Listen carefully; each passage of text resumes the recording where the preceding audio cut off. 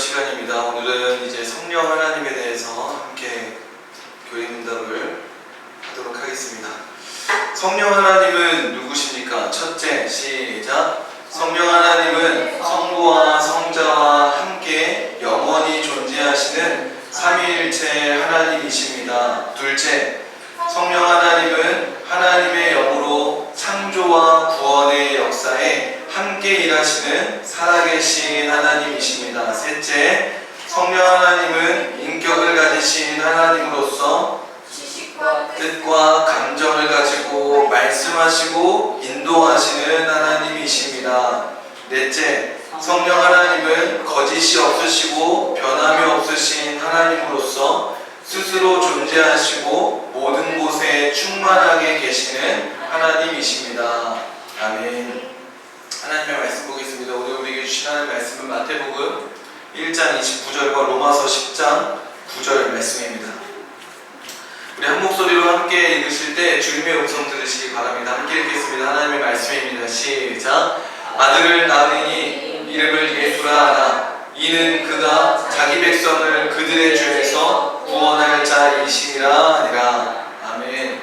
자, 로마서 10장 9절입니다. 하나님의 말씀입니다. 시작. 내가 만일 내 입으로 예수를 주로 시인하며 또 하나님께서 그를 죽은 자 가운데서 살리신 것을 내 마음에 믿으면 구원을 받으리라. 아멘. 자, 오늘은 사도신경 강의 6번째 성자 예수님 2번째 시간으로 하나님의 말씀을 함께 나누고자 합니다. 여기 계신 분들은 아마 사도신경을 다 알고 또 제 아내만 해도 저랑 같이 사역을 했기 때문에 수차례 들었고 전생은 기본적으로 다 알고 있을 내용이지만 우리가 다시 한번 이 내용들을 살펴보면서 또 우리가 함께 믿는 것이 무엇인지를 생각해보고 또 그것을 놓고 묵상하며 기도하며 우리 믿는 바를 붙잡고 나아가는 시간이 되기를 소망합니다. 오늘은 2번째 시간이죠. 예수님, 성자 예수님은 한 문장이 예수님의 신분, 나머지 5문장이 예수님의 사역이라 했는데 그 첫 번째 한 문장이 예수님의 신분, 2번째로 우리 지난 시간에는 그의 유일하신 아들, 독생자에 대해서 오늘은 우리 주 예수 그리스도, 그의 유일하신 아들, 우리 주 예수 그리스도를 믿습니다. 그래서 오늘은 우리 주 예수 그리스도를 살펴보고 다음 주에 그리스도에 대해서 살펴보고자 합니다. 구원의 핵심으로서 사도신경은 예수가 굉장히 중요하다라는 것을 비중을 두고 이야기하고 있죠. 역사적 맥락도 얘기했고 삼위일체 안에서 구원의 역사의 핵심으로서 예수의 역할에 대해서도 얼핏 말씀을 드렸습니다. 근데 이제 구원은 이 로마서 10장 9절 말씀을 보면은 예수를 주로 시인해야 한다라고 얘기를 해요. 내가 만약에 내 입으로 예수를 주로 시인하며 그리고 죽은 자 가운데서 살리신 것을 내 마음에 믿으면 구원을 얻는데요. 그러면 예수는 누구인가? 그리고 주는 무엇인가? 이거를 다 살펴볼 수는 없지만 예수라는 이름의 의미와 주라는 것의 의미를 엮어서 좀 살펴보고 특별히 그 예수께서 주가 되심으로 우리 안에 이루신 그리고 우리가 붙잡아야 될 특별히 이 시대 가운데 우리 교회가 좀 붙잡고 나아가고 싶은 그 메시지를 마지막으로 좀 나누고자 합니다. 다 아신 내용이기 때문에 간단히 좀 얘기를 해보면 예수님의 이름의 뜻은 여호와는 구원이시다. 이게 어원이에요. 어원. 그래서 이 히브리어에서는 호세아, 여호수아 이런 것들이 이제 있고 신약에서도 나오죠. 바 예수 그리고 또 호세아 또 그 유수도도 이제 예수와 같은 어원에서 나온 헬라어라고 합니다. 그리고 나오는 게 나사렛 예수입니다. 이름을 지을 때는 오늘날에는 부모가 어떤 의미로 이름을 짓죠? 이 아이, 자녀의 미래를 기대하고 소망하는 마음에 축복하는 마음에 이름을 짓습니다. 당시에는 내 아이가 아니라 우리 민족과 이 나라를 위한 기대와 소망을 가지고 이름을 지었어요. 그래서 당시에 예수라는 이름은 굉장히 흔했다고 합니다. 아까도 얘기했지만 바예수, 마술사 바예수도 있고 유수도도 있고 예수 외에도 여러 예수의 이름이 있기 때문에 막 고고하게 해서 예수의 시체가 나왔다, 무덤이 있다 이런 증거들이 나오는 건 그때 당시에 예수 이름이 흔했다라는 거예요. 그만큼 사람들은 뭘 기대했냐? 구원을 말했어요. 이 민족의 해방을 기대했고 이 민족의 구원을 다윗과 같은 시대가 다윗 왕국의 회복이 일어나게 될 것들을 기대하고 꿈꿨죠. 근데 이 나사렛 예수의 이름은 부모가 지어준 이름이 아니죠. 마태복음에 보면 천사가 천사는 자기가 지었을까요? 아니죠. 하나님의 파수꾼으로서 하나님이 지어준 이름을 선포해주고 가르쳐준 거예요. 그러니까 나사렛 예수의 이름은 누가 지어준 거냐? 하나님이 지어준 거죠. 하나님이 지어준 거다. 그렇다면 무슨 차이가 있냐? 사람들의 이름에는 사람들이 지어준 사람들의 기대가 있다면 하나님이 지어준 이름에는 누구의 기대가 있다? 하나님의 기대가 있다.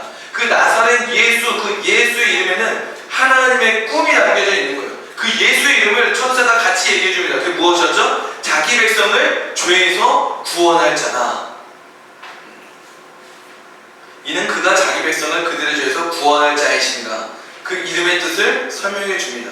이게 자기 백성을 죄에서 구원해내는 것, 이것이 예수님이 오신 목적이고 하나님의 꿈이고 우리에게 주시고자 하신 구원이다라는 거예요. 그러면은 죄에서 구원하는 거예요. 죄에서 구원하는 거예요. 죄가 뭐냐? 죄는 알다시피 원죄와 자범죄로 있죠. 원죄는 죄의 시작, 죄의 원형, 죄의 경향성, 죄의 상태, 이런 것들을 의미합니다. 그게 어디서 시작됐냐? 선악과에서 시작이 됐죠. 선악과 사건으로 인한 하나님께 대한 반역, 그리고 하나님과의 관계 단절된 상태, 이것을 원죄라고 얘기합니다. 나머지는 다 뭐예요? 이 원죄로부터 비롯되어 파생되어 맺혀진 열매들, 그걸 자범죄라고 합니다. 성경이 우리를 죄인이라고 말할 때는 사람들이 오해를 해요. 내가 무슨 죄를 지었다고? 난 도둑질 한 번도 안 했어. 그 죄를 말하는 게 아니죠. 자범죄는 가능성이 열려있어요. 그 사람 아직 인생 끝 안 갔잖아요. 범죄를 아직 할지 안 할지 인생을 아직 안 살았는지 모릅니다. 근데 왜 우리로 하여금 아직 죄를 안 지었다고 하는데 죄인이라고 말하는가? 솔직히 말해서 자기가 기억 못하지 죄를 지었겠죠.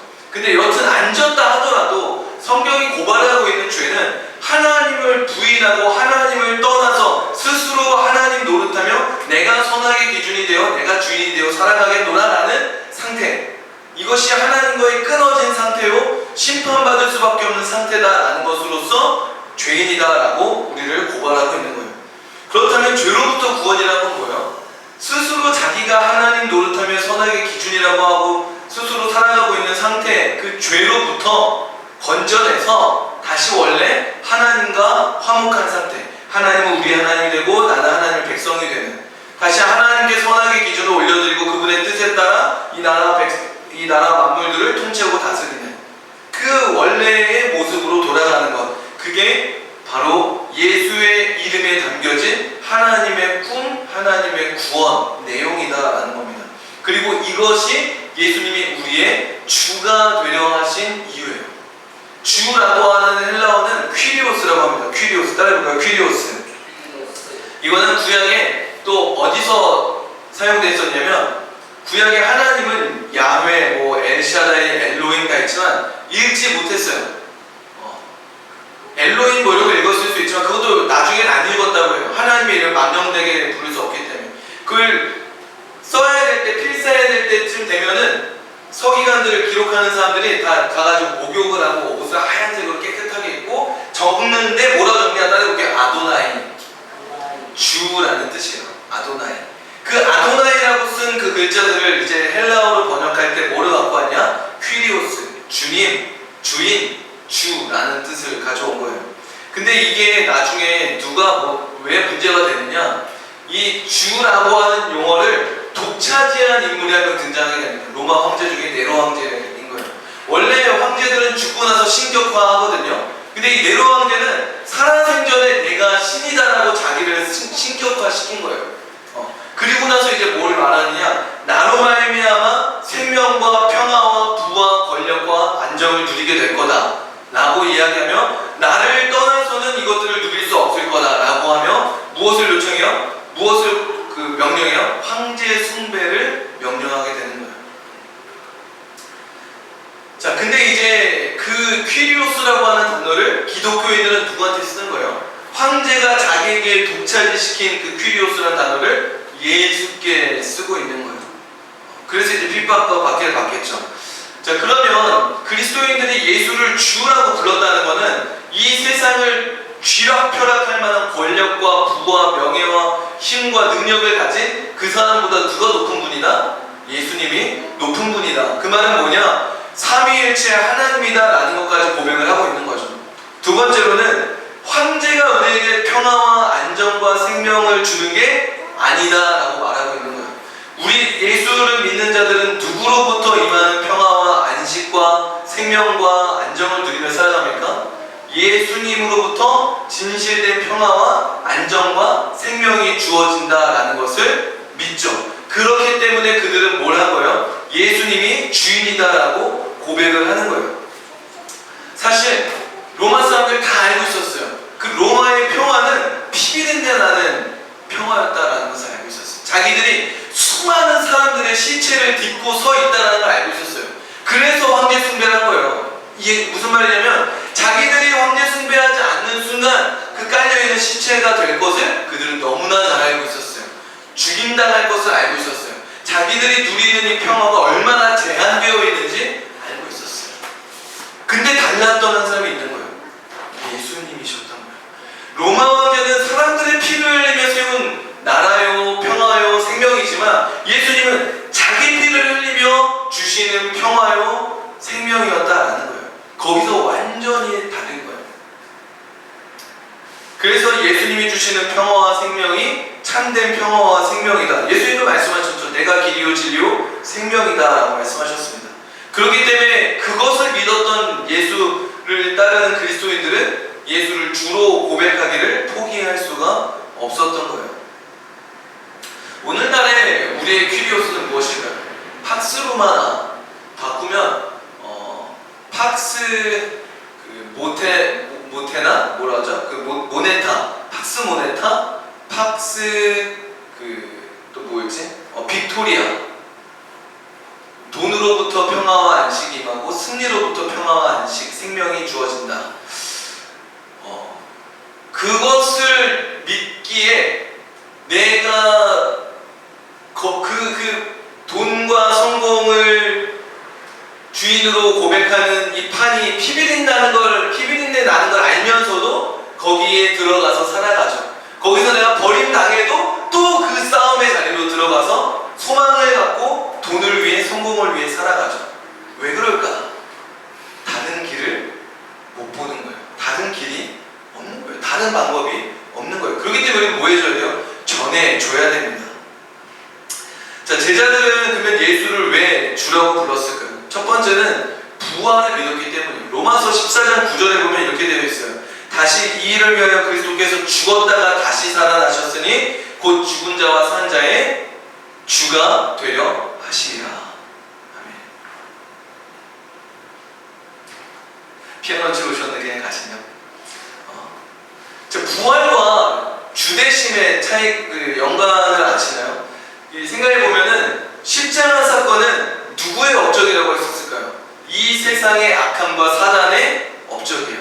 예수를 죽이는 거예요. 하나님의 아들을 죽이는 거예요. 온 전심과 전략과 계획을 다 쏟아부어서 이룬 게 하나님의 아들을 십자가에 못 박아버린 거예요. 그들은 승리를 외쳤을 거예요. 우리가 예수를 죽였어. 그를 십자가에 못 박아서 끝냈어. 우리의 강함을 봐. 세상도. 저 예수는 자기가 하나님이라고 죽었잖아. 저게 뭐야? 라고 하면서 절망에 빠지겠죠. 사단은 승리를 외치겠죠.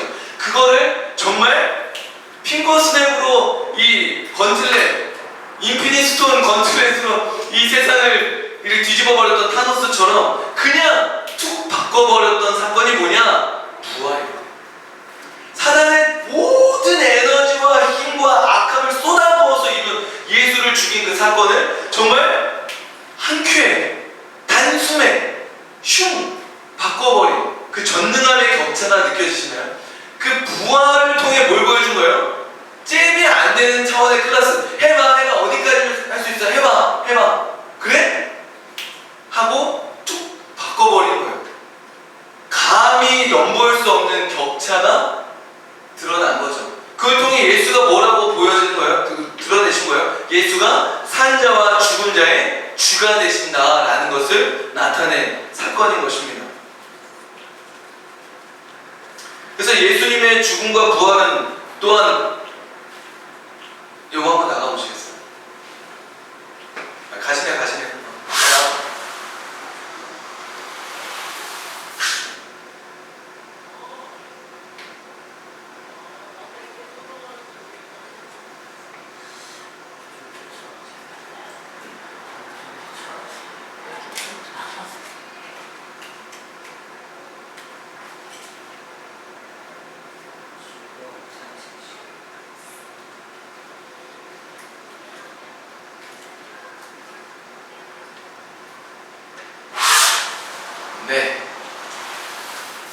자, 또 예수를 주로 고백했던 두 번째 이유는 그 예수님의 죽음과 부활이 그렇게 능력으로 나타난 것뿐만 아니라 내 죄를 대속해 주신 사건이었다라는 것을 믿었던 거예요. 그러니까 나를 대신하여 죽으시고 부활하셨다라는 것이 이 고린도전서 6장 20절에 보면은 그가 값을 주고 우리를 사셨다. 그러니까 나의 죄를 위해 대신 죽으시고 부활하심으로써 뭐가 된 거예요? 우리의 주인이 되신 거예요. 그가 죽으시고 부활하심으로 우리 죄를 건져내신 건 그냥 그 귀신을 내쫓아주고 빈집을 만들어 놓는 게 아니라 우리 안에 주인으로 들어오시는 거였어요. 그래서 값을 지불하시고 우리를 양자로 그의 종으로 그의 백성으로 우리를 사신 거예요. 그게 구원이었던 거였고 그 구원을 받고자 예수를 주로 믿었던 거죠. 자, 그러면 예수를 주로 부인하라라고 하는 것은 곧 뭘 부인하라는 것과 같은 거예요? 구원을 부인해라라는 것과 그들에게 같았던 거예요. 그런데 그 구원은 단순히 이 땅에서 살면서의 구원이 아니라 산자와 죽은 자를 심판하고 생명과 죽음을 뛰어넘어 그것을 주관하는 하나님으로부터의 구원이었기에 그들은 죽음을 두려워하지 않았고 그 죽을지언정 그 고백을 포기할 수가 없었던 거죠. 그 구원에 참여한 것입니다. 그렇기 때문에 예수께서 우리의 주가 되어야 하셨던 이유는 그게 구원이기 때문에 그래요. 하나님을 떠나서 내가 주인 되어 내 마음대로 살아가겠다는, 그래서 죄와 사망과 죽음의 종노릇하고 있는 우리를 건져내어 이제는 하나님이 주인 되시고 하나님이 다스리시는 하나님의 백성, 하나님의 자녀, 하나님의 종으로 건져내는 것이 구원이었기에, 그렇게 하나님과의 우리의 관계가 회복되는 것이 구원이었기에 그 예수가 주다라는 고백은 포기할 수 없는 우리 구원의 고백이다라는 거예요. 이게 죄로부터의 구원이고 이게 하나님의 꿈입니다. 이 구원을 믿는 성도들의 두 가지 정체성을 여러분들에게 나누고자 해요. 하나는 첫 번째 따라볼게요. 나는 예수님의 종입니다. 우리가 하나님의 종, 하나님의 종이라고 하면은 목회자, 선교사, 사역자 이렇게 생각을 해요. 알죠? 잘못된 거예요. 모든 성도는 다 그리스도의 종입니다. 로마서 6장 22절에 보면 너희가 죄로부터 해방되고 하나님께 종이 되어 거룩함에 이르는 열매를 맺었다. 베드로전서 2장 16절에 자유하나 그 자유로 악을 가리는 데 쓰지 말고 하나님의 종과 같이 하라. 그러니까 우리를 자유케 하셨다는 것은 죄로부터 우리를 자유케 하고 하나님께 대하여 종되게 하는 자유였어요. 결국 누구의 종이 될 것인가의 문제 앞에 우리는 놓여 있거든요. 그러면 누구의 종이 되는 것이 우리에게 자유인가를 보면 하나님의 종이 되는 것이 가장 자유로운 것이다. 자유는 누구에게 달려있냐? 주인에게 달려있다라는 것을 봐야 합니다. 그리고 또 종에 대해서 우리가 부정적으로 생각을 하죠. 그래서 대부분 나는 하나님의 종이야 라고 하지 않고 종이다라고 얘기하면 또 이렇게 얘기하겠죠. 아니, 야 넌 자녀야. 야 이제 넌 더 이상 종이 아니야. 너 이제 하나님의 자녀야. 왜 종의 이미지가 유독 이렇게 좀 안 좋은가 하면 우리는 하인, 노예처럼 이 종을 생각을 한단 말이죠. 그런데 성경을 보면요, 종의 정체성을 굉장히 중요하게 또 가르치고 있어요. 자녀도 굉장히 중요하게 가르치지만 종의 정체성도 가르쳐요. 종은 누구의 소유일까요? 주인의 소유예요. 그러면 그 주인의 것을 뺏어가려면 어떻게 해야 될까요? 주인보다 강해야지 뺏어갈 수가 있는 거예요. 자, 근데 우리가 그리스도의 종이 됐다라고 성경이 선포하고 있는 건 너는 그리스도의 노예야. 너의 뜻, 너의 생각, 너의 감정 다 지워버리고 오직 그가 명령하시는 걸 그냥 복종만 해. 가 아니라 뭘 말해주는 거예요? 너는 누구의 소유다? 하나님의 소유다. 그렇다면 너를 하나님으로부터 빼앗을 자가 있다 없다? 없다. 더 이상 너를 명령하여 너의 뜻을 꺾어버리고 끌고 갈 자가 있다 없다?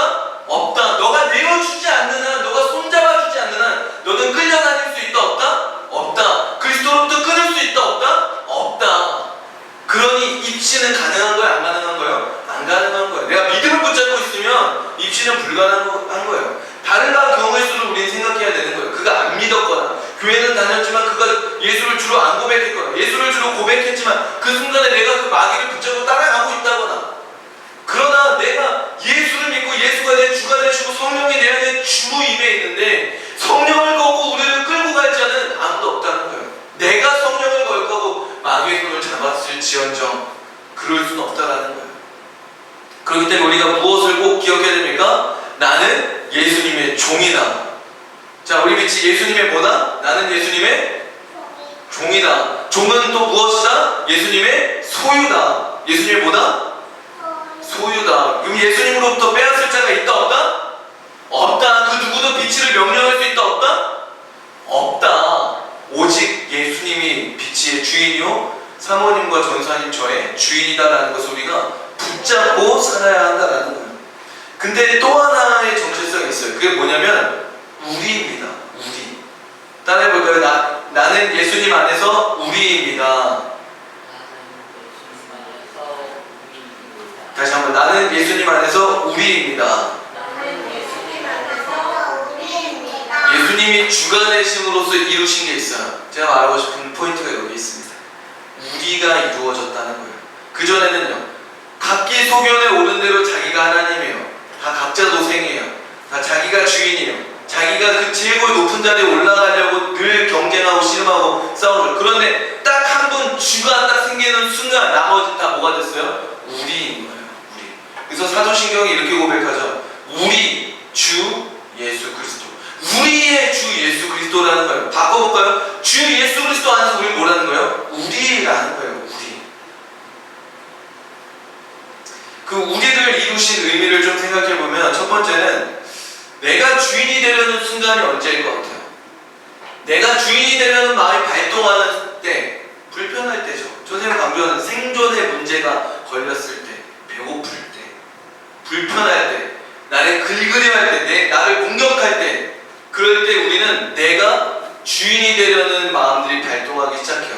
그러면 언제 불편해져요? 언제 긁혀요? 언제 상처받아요? 우리 속에 있을 때 그런 일들을 겪어요. 나 혼자가 아니라 나와 다른. 제가 늘 얘기하잖아요. 개척해서 힘들지 않냐? 사람들 없어 힘들지 않냐? 사람들 없어서 편하고 사람들 있으면 힘들다. 마음만은 우리끼리 있으면 얼마나 편해. 좀 불편하고 있으면 편하게 얘기하고 또 풀고 이렇게 가면 되잖아요. 전혀 다른데 뭐 막 많아지고 이래버리면 그러면 이제 머리 복잡해지고 힘들어지는 거예요. 그러나 왜 하나님은 그렇게 우리를 만들려 하는가? 왜 우리를 묶으시려 하는가? 그 불편함 속에서 뭘 계속 고백하게 하시는 거예요? 주인됨이 누구인지를 고백하게 하는 거예요. 내가 주인이 되려는 것들을 끊어내는 훈련들을 시키는 거예요. 그래서 우리라는 공동체 속에서 안 좋은 일들이 일어나잖아요. 그러면 사람들이 생각해요. 우리 공동체는 안 좋은 공동체야. 맞아요? 틀려요? 틀린 거예요. 불편함이 있는 공동체는 좋은 공동체입니다. 할렐루야. 왜냐? 내가 주인 되려는 습성들이 끊어지는 훈련이 이루어지는 자리거든요. 그러면 우리는 그 불편함을 해소해서 내가 주인됨을 발동시킬 일이 하나가 일어나지 않을 공동체를 만드는 게 좋은 공동체의 목표가 아니에요. 불편한 자들이 있을지언정 그 속에서 우리는 그 씨름을 해야 돼요. 이 사람을 잘라내고 이 사람을 바꿔내고 이 어려움들을 해결하는 것이 아니라 그 속에 내가 주인 되지 않고 하나님이 주인 되어 우리로 삼아주신 이 공동체를 사랑하는 싸움, 그 씨름을 하는 자리가 공동체의 자리인 거예요. 이건 나중에 또 성도의 교제를 다룰 때 더 좀 보도록 할게요. 두 번째로 우리를 묶으신 이유는 하나님의 형상을 회복하는 거죠. 삼위일체 하나님이 연합해서 함께 서로 사랑하셨던 모습. 또 하나는 공동체의 사명을 위한 거예요. 세겹줄은 끊어지지 않는다. 혼자서는 이기기 힘들어요. 그러나 함께 기도해주고 중보해주고 또 서로의 시선이 있고 끌어당겨주고 끌려가고 하면서 함께 공동체로서 사명을 이뤄갈 수 있어요. 그리고 뭐 하나를 혼자 먹어도 맛있지만 함께 먹으면 더 맛있다. 요한복음 10장 10절에 나는 양으로 생명을 얻게 하고 더 풍성히 얻게 하려 함이라. 우리로 만드셔서 더 풍성한 것들을 맛보고 누리게 하는 거예요. 근데 이 세상은 그거를 못 보게 하죠. 사람 많으면 불편해. 나눠 먹어야 돼. 너가 다 먹을 수 있는 거 나눠 먹게 되는 거야. 자꾸 그런 걸로 우리를 홀로 만들어요.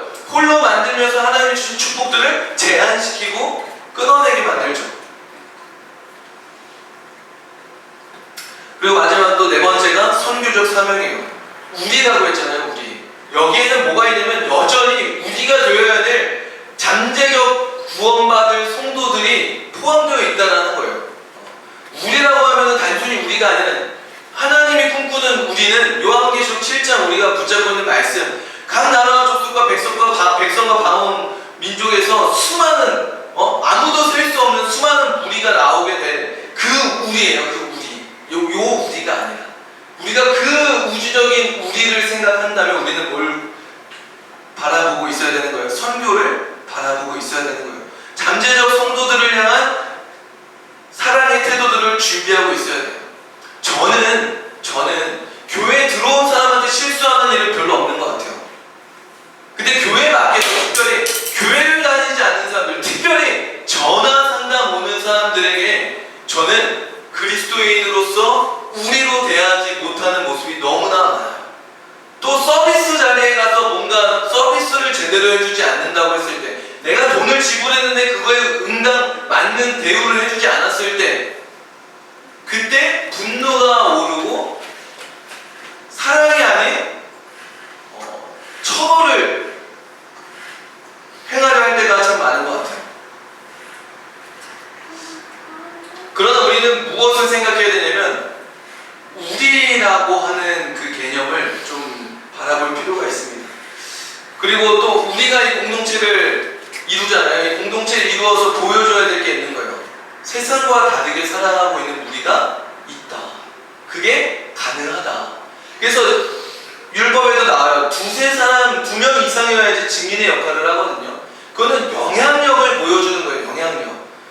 우리가 한 명 그렇게 살고 있으면 쟤는 특별히 유별나게 잘나서 뭐가 있어서라고 생각을 해요. 근데 무리가 되잖아요. 그러면 사람들이 이 속에 가면 나도 저렇게 살 수 있을까? 저렇게 다들 살아가는 거 보니까 나도 살아갈 수 있네? 이 생각들을 하게 되는 거예요. 그게 공동체의 영향력입니다. 이게 우리에게 특별히 중요한 이유가 있어요. 이 우리라고 하는 정체성. 우리의 비전에는 통일이 있기 때문에 그렇습니다. 어떤 목사님 한 분이 그런 얘기 하더라고요. 예전에 전도하는 것과 오늘날 전도하는 건 문화가 너무 달라졌어요. 뭐 예전에는 지하철에서 역 앞에서 전도하고 뭐 해도 잘 받아주고 했는데 지금은 뭘 나눠줘도 안 받고 위험하고 뭐 그렇게 전도하면 안 된다 이런 얘기 나오고 한다고. 근데 저는 이게 문화의 문제라고 생각이 들지 않더라고요. 물론 문화의 영역이긴 한데 저는 단순히 문화가 바뀌었다? 바뀌었죠. 근데 저는 굉장히 심각한 문화가 만들어지고 있다고 생각이 들어요. 그게 뭐냐? 마녀사냥이고 악마화예요. 내부 총질이. 너무나 많은 기독교인들의 문화 속에 내부 총질이 난무하고 있어요. 마녀사냥이라고 하죠. 이 사람 한 명을 딱 들춰내면서 나는 이 사람의 문제를 드러낸 사람이야, 난 이거를 제거한 사람이야 라고 하면서 그것을 함께 보는 사람들이 함께 희열을 느끼고 우리는 의로운 자야, 우리는 정의를 실현했어, 우리는 이 시대를 바꾸고 있어 라고 생각하게 만드는 그 사고가 굉장히 강해요. 그런 내부 총질들이 많아요. 나도 했고 저 사람들도 하고 나도 당했고 나도 하고 있고 그러다 보니 뭐 하나 하기가 조심스러워요. 뭐 하나 도전할 수가 없어요. 이렇게 하면 어떻게 될까? 이렇게 하면 사회적으로 어떤 영향을 끼칠까? 이렇게 하면 누가 불편해하지 않을까? 이러한 시각 속에서 우리는 제대로 된 복음을 말하지도 못하고 죄를 제대로 말하지 못하고 복음을 증거하지도 못하고 기다리고 있는 거예요. 물론 기다리는 건 중요해요. 그러나 기다림을 넘어 전해야 될 때가 있는데 전하지 못하는 모습들, 눈치를 보는 모습들, 성도들의 눈치를 보는 모습들, 나와 전혀 상관없는 유튜브 댓글에 눈치를 보고 있는 모습들, 사람들의 반응에 눈치를 보고 있는 모습들, 다 뭐가 맞는 거예요? 내부 총질이 맞는 거예요. 제가 신앙생활을 하면서 뵀었던 분 중에 참 멋진 신앙의 그 성도분이 한 분 계셨어요. 근데 그분이 안타깝게도 최근에 제가 이렇게 SNS 통해 알게 됐는데 너무나 좀 속상하고 실망스러웠어요. 그랬던 느낌이 아니었는데 어쩌면 저도 옛날에 그랬으니까 그게 안 느껴졌을지 모르겠지만 굉장히 비판적이었고 문제의식이 강했던 저에게 늘 은혜와 하나님의 사랑과 그런 시각을 말해줬던 그분인데 그분의 SNS를 보는데 99%가 비판이고 비난인 거예요. 교회가 이렇게 하고 있다. 뭐 저도 옛날에 했던 얘기인데 형제 자매라는 말 왜 쓰는지 모르겠다. 친한 사이한테 형제 자매라는 표현 쓰냐? 안 친할 때 쓴다. 우리 형제 자매라는 표현 쓰지 말고 그냥 형 동생 누구누구씨 이렇게 쓰면 안 되겠냐? 뭐 이런 것들 자꾸 뭐 하나 조금 불편할 만한 것들을 다 이렇게 잡아내면서 그것들 긁어내면서 막 비난의 글들을 쓰는 거예요. 스레드예요. 스레드. 그래서 누군가 그러더라고요. 쓰레기라고. 스레드는 정말 엄청난 비판과 비난들이 쏟아지고 있습니다. 그거를 본 사람들은 아무것도 못하고 웃기게 될 거예요. 사람들 어떻게 생각할까? 또는 이 시대를 바라볼 때 내내 문제만 찾고 다녀요. 물론 그 사람들한테 물어보면 그럽니다. 저거 안 말해주면, 이 문제를 안 드러내면 이거는 계속 묻혀지고 악한 사람들은 계속 악해질 거고 당하는 사람들은 계속 피해볼 거야. 이걸 좀 공론화시키고 알려줘야 이런 문제들이 좀 개선되고 바뀔 수 있지. 여러분, 문제가 드러나야 바뀌는 것도 많지만 문제를 드러낸다고 바꿀 힘이 있나요? 바꿀 힘이 없어요. 바꿀 힘은 어디에 있을까요? 영향력은 어디서 나타날까요? 비판하고 비난하고 문제를 드러낸 사람이 영향력을 갖나요? 아니에요. 그 사람을 보고 매력적이라 생각하고 따라가는? 그러지 않아요. 그런 사람들 따라가다가 이 사람 문제 딱 드러나면 딱 찍고 그 사람들 다 떠나요. 누구한테 보냐? 감사를 찾는 사람, 긍정의 시선을 갖는 사람, 하나님의 일하심을 기대하는 사람, 믿음의 걸음을 걸어가는 사람. 전생도 그랬잖아요. 전생도 굉장히 많은 것들을 중요하게 여기고 알아가는 학구열과 그런 사고가 굉장히 중요한 사람인데, 존경하는 목사님, 선교사님들의 걸음을 보면 그만큼 모르는데, 근데 그 모르는 사람을 존경하고 선망하게 되잖아요. 왜요? 거기에 힘이 있다니까요. 믿음의 힘이 있는 거예요. 그러면 우리는 어떤 것을 드러내야 하는가? 우리는 무엇을 보여줘야 되는가? 우리가 되어서 이 시대 가운데 우리는 무엇을 드러내야 되는가? 바로 이거예요. 우리의 시선. 아내랑 싸울 때 아내가 자꾸 그렇게 얘기하는데 나는 반대야. 사실 오늘 좀 커밍아웃 한다면 나는 반대였다고 생각이 들거든요. 내가 짜증을 내니까 다시 안 볼 것처럼 짜증내지 말아주려고 했었던 것 같은데, 아내가 사람들한테 얘기할 때는 자기가 오빠한테 막 쏟아부어서 오빠가 자기한테 여보 그래도 안 볼 사람을 대하듯 화내지 말아줘 뭐 이렇게 얘기했다고 하는데, 뭐 상황은 어쨌든 잘 나옵시다. 무슨 차이인지 몰라가지고. 이런 게 어디서 들어졌습니까? 무슨 차이입니까? 모르겠는데 처음 보는데 왜 갑자기? 네. 부부싸움 하시다. 다시는 안 볼 사람인 것처럼 하지 말아줘. 그냥 싸울 때 예의예요. 예. 우리가 공동체를 이루어갈 때 우리가 소원함이 있고 우리 안에 다툼이 일어나더라도 다시 안 볼 사람을 대하듯 싸워서는 안 됩니다. 그리고 우리가 예수를 안 믿는 사람은 일단 좀 차치하고, 예수를 믿는 우리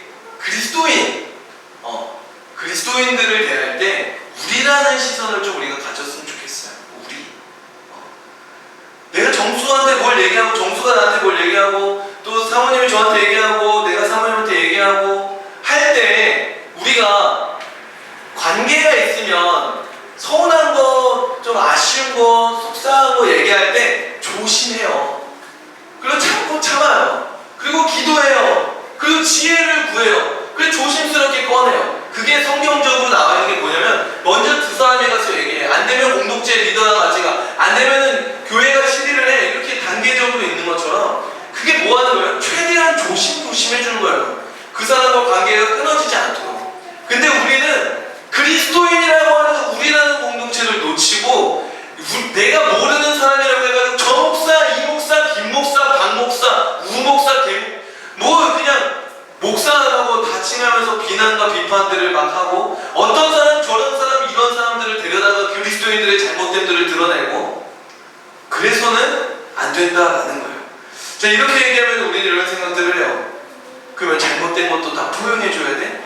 성경에서는 잘못된 것들을 고발하고 회개를 촉구하고 있잖아. 다 덮어주는 게 그게 사랑이야? 그건 사랑이 아니야. 그쵸? 그거에 반문할 가치조차 없을 만큼 팩트입니다. 옳은 얘기예요. 그러나 제가 말씀드리는 건 조롱하지 말자는 거예요. 조롱하지 말자. 비아냥거리지 말자. 함부로 판단을 하지 말자. 내 옆에 있는 서로를 사랑하는 친구를, 아내를 대하듯 조심히 대하자. 이유가 있지 않을까? 내가 모르는 상황이 있지 않았을까? 그렇게 고민해도 놓치고 말하게 되는 게 우리예요. 근데 나와 상관없는 사람 댓글, 영상에 나오는 사람들 얘기할 때는 그 생각을 1절 회로를 열지 않는다고요. 우리라는 정체성을 가져야 되고, 심지어 그리스도인들을 넘어 이 세상 사람들도 우리는 잠재적 성도로서, 구원받을 백성으로서, 우리가 될 사람으로서 대할 수 있어야 돼요. 그게 아내가 저한테 계속 주는 신호들이에요. 여보, 조심, 함부로 대하지 마. 화내지 마. 저 사람 우리 교회 올지도 몰라. 나중에 저분이 우리 교회에 들어왔는데 오빠가 목사인 걸고 나가면 어떡할 거야? 그 천국 가서 어떡할 거야? 맞는 얘기예요. 그 시간을 놓치기 때문에 우리가 함부로 대하는 거예요. 우리에게는 우리라는 시선이 굉장히 중요해요. 예수가 주가 되셔서 이루어주신 우리라고 하는 시선을, 공동체를, 정체성을 우리가 기억한다면 우리는 더 이상 서로를 악마화하지 않을 수 있어요. 서로 마녀 사냥하지 않을 수 있어요. 내부 총질을 하지 않을 수 있어요. 그런 시대를 역행하고 거룩함으로 구별됨으로 이 시대의 빛과 소금의 역할을 감당하고, 그런 세상 속에 목말라하고 아파하고 메마른 자들이 이곳에 와서 생수를 마시고 숨을 쉬고 평안함과 안식을 누릴 수 있게 될 거예요. 그러려면 우리는 노력해야 돼요. 내 의와 내 주장과 내 옳음을 드러내고자 남을 짓밟고 까고 비판하는 것이 아니라, 우리의 공동체를 더 단단하게 위해서 잘못된 사람들을 비판하는 것이 아니라, 이 시대를 바꿔보겠다고 잘못된 사람들을 막 꼬집어내는 것이 아니라, 우리는 하나님이 일하실 일들에 대한 기대한 소망을 가지고, 그들의 잘못을, 뭔가 문제가 사건이 일어났을 때 그거를 저들을 비판하는 데 쓰는 게 아니라 우리를 돌아보고 나를 돌아보는데 시선을 가지고서 옷을 찢고 가슴을 찢고 회개하며, 하나님 저도 저런 마음이 있죠. 저들 그 마음을 가진다면 우리가 예수님처럼 스데반처럼 기도하게 되는 거예요. 저들은 저들의 죄를 알지 못합니다. 저들을 불쌍히 여겨주옵소서. 그들을 위해 중보하는 자로 서게 되는 거예요. 비판하고 하는 것이 아니라 그 노력을 누가 해가는 거예요. 자기만 옳다 여기는 죄에서 예수를 주로 고백하며 이제는 하나님의 백성으로 구원받은 백성들, 예수님만이 주인이 되어서 우리가 된 백성들, 그 우리로 묶여있다라는 정체성을 가진 자, 그 사람이 그 길을 걸어가게 될 것입니다. 반주해 주세요.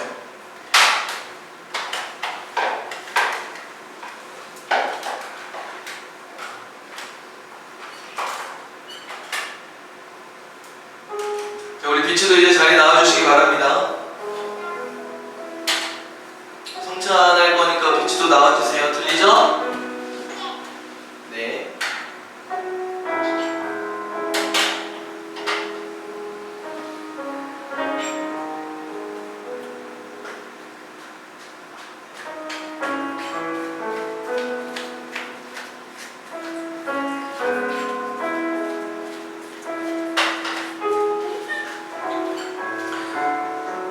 성찬하실 때 세 가지를 기억합시다. 첫 번째는 대속의 은혜에 감사합시다.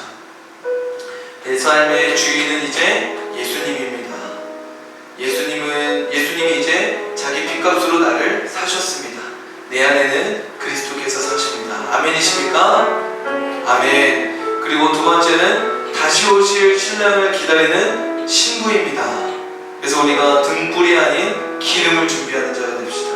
종교적 행위와 열심만이 아닌 신랑을 사랑하는 마음을 준비하는 정결한 신부로 서게 하여 주시옵소서. 아멘이십니까? 아멘. 세 번째는 다시 오실 때까지 복음을 증거하는 것입니다. 우리를 죽기까지 사랑하신 그의 죽으심을 증거하는 복음의 증거자, 선교사로 살아가겠습니다. 우리로 살아가겠습니다. 아멘이십니까? 아멘. 그래서 고백하는 분들 성찬에 참여하시기 바랍니다.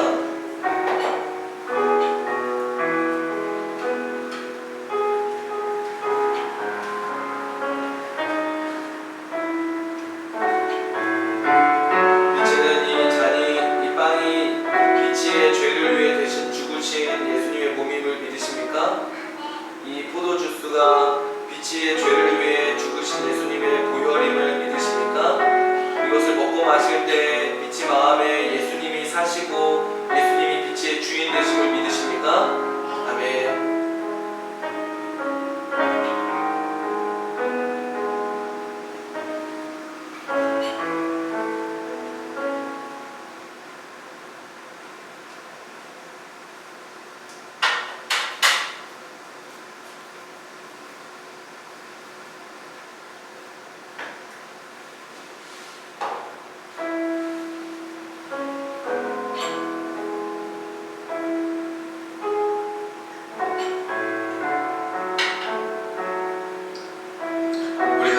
기도합시다. 첫 번째로는 죄에서 구원하시는 예수님을 믿음으로 내가 주인의 삶을 사는 것이 아니라 예수님이 주인의 삶을 살기 원합니다.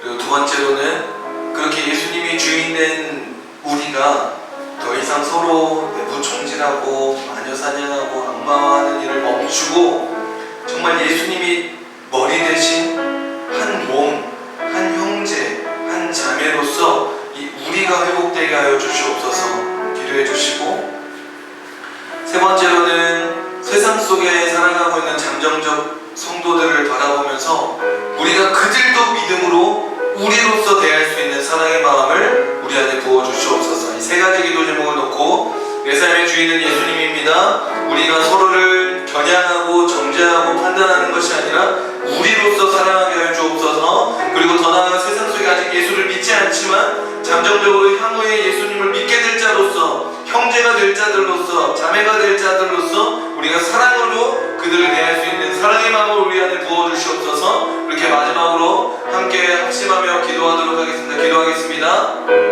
하나님 감사합니다. 하나님, 예수님이 우리의 주인이심을 고백합니다. 우리를 홀로 살아가는, 우리가 홀로 하나님이 되겠다고 그렇게 범죄한 죄인된 우리를 구원하셔서 친히 우리의 주인이 되어주신 그 예수님을 사랑하겠습니다. 하나님, 그 예수님이 우리의 주인 되심을 고백합니다.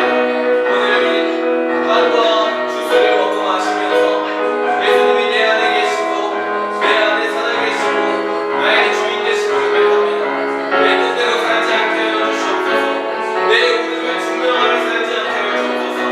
나를 사랑하며 살지 않게 하여 주시옵소서. 주님을 마음과 힘과 뜻 다해 사랑하고 주께서 우리를 사랑하신 것 같이 우리도 서로 사랑하는 그 세 계명을 가지고 살아갈 수 있도록 주님 우리의 주인 되어주시옵소서. 하나님과 우리를 묶어주시니 감사합니다. 주님만이 머리십니다. 그리고 우리는 모두 우리입니다. 하나님, 우리가 우리로서의 시선을 가지고 서로 사랑을 살게 하여 주시옵소서. 비판하고 정죄하며 하나님 나의 목으로 증명하는 것이 아니라 내 주장을 강화하는 것이 아니라 그런 세이즈맨이 되는 것이 아니라 하나님, 정말 우리가 사랑으로서 역사하는 믿음을 가지고 살아갈 수 있도록 하나님 역사해 주시옵소서. 서로를 바라볼 때 더 나아가 세상에 아직 예수를 믿지 않는 자들을 바라볼 때도 우리로서 바라볼 수 있는 믿음의 시선을 허락하여 주셔서 정말 사랑하는 내 친구를 대하는, 내 아내를 대하는, 내 자녀를 대하는 우리로서 바라볼 수 있는 시선이 우리 안에 충만해질 수 있도록 성령 하나님, 성령 충만 허락하여 주시옵소서. 성령 충만 허락하여 주시옵소서. 하나님 아버지 감사합니다. 하나님, 우리를 죄에서 구원하시기 위해 오신 그 예수님이 십자가에 못 박혀 죽으시고 부활하심으로 산자와 죽은 자의 주가 되시고 나의 주인 되어 주심을 고백합니다. 그것을 믿음으로 또 감사함으로 찬양하며 고백합니다. 하나님, 우리가 그 감사를 가지고 살아가게 하여 주시옵소서. 하나님, 우리의 주인 되어 주신 것을 감사함으로 누리며 살아갈 수 있도록 믿음을 허락하여 주시옵소서. 내 뜻대로 살아가고 싶은 마음들을 끊어버릴 수 있는 용기를 주시고 담대한 믿음을 주시고 구원의 확신을 주시옵소서. 그래야 내가 주인 되고 싶은 그 순간순간마다 주님이 나의 주인이심을 입술의 권세로, 혀의 권세로 선포하며 주님만이 나의 주인 되심을 살아내가는 우리 더 센트 처치 모든 성도들 될 수 있도록 주님 축복하여 주시옵소서. 특별히 하나님, 이 시대의 이 교회들을 위해 기도하오니 하나님, 예수님 안에서 우리가 우리로서 묶여있다는 것을 하나님 회복할 수 있게 하여 주시옵소서. 하나님, 더 이상 우리 서로 안에서 내부 총질을 하고 마녀 사냥을 하고 악마화시키는 분열과 분쟁과 다툼의 영들이 떠나가게 하여 주시고 오직 예수 그리스도의 영으로 충만하여져서 그리스도께서 우리를 사랑하신 것 같이 우리도 서로 사랑하기를 힘쓰는 마음과 힘과 뜻 다해 하나님을 사랑하는 서로를 또 사랑할 수 있는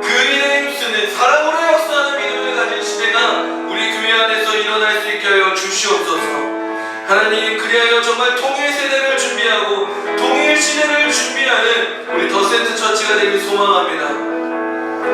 특별히 믿지 않는 우리 주변에 있는 사람들, 우리를 긁고 힘들게 하는 사람들, 우리 원수들까지 우리가 그들을 우리로서 바라볼 수 있도록 하나님 믿음의 눈을 허락하여 주시옵소서. 믿음의 소망을 가지고 바라볼 수 있게 하여 주시옵소서. 성령님을 의지할 수 있게 하여 주시옵소서. 믿음의 발걸음을 나갈 수 있게 하여 주시옵소서. 그렇게 행하실 주님을 찬양합니다. 그 주님을 경배합니다. 주님 감사합니다. 사랑합니다. 예수님의 이름으로 기도합니다.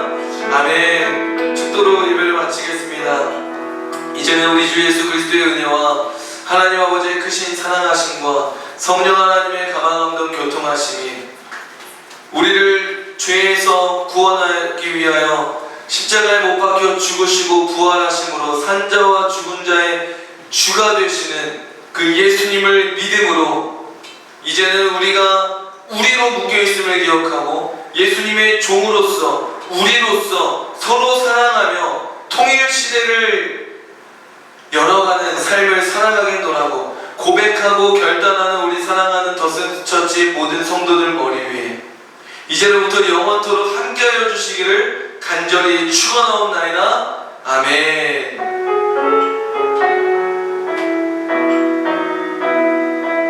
우리 하나님께 영광의 박수 올려드립니다. 네.